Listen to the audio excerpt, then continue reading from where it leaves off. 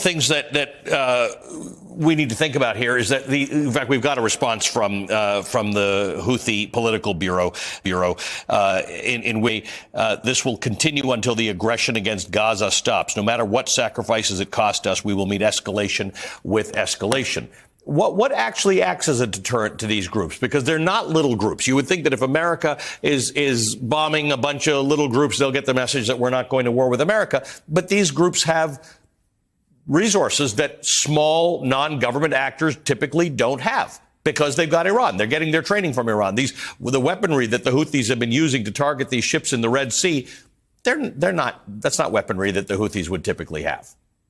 That's right. They would not be where they are today if it weren't for Iran. And trying to goad the United States into a war for them is like reeling in a big fish, because if they're able to use the Israel-Gaza conflict as a reason to pursue these attacks, and that is what it is.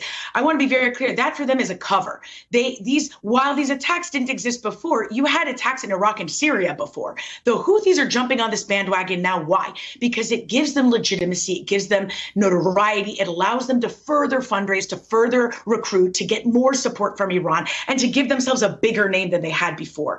And so suddenly they're on the map. Suddenly all of us are talking about the Houthis. And so they're not a small group, but I would still clarify that they are rather juvenile. They are rather toddler in the grand scheme of military capabilities. And what the United States is trying to do is, by striking them again today, the ones you just saw, the ones in the last half hour, that was deliberate to follow on to the strikes that took place in Iraq and Syria yesterday, because the U.S. likely expected the Houthis to be the ones to have the ability to retaliate now that the U.S. degraded the military capabilities of those groups in Iraq and Syria. And that's very much part of typical U.S. military planning. They do these in tiers, in levels, in part to continue the message and the effort, but also to try and push back and say, you know what, there are a bunch of options we could pursue if you try to come back at us.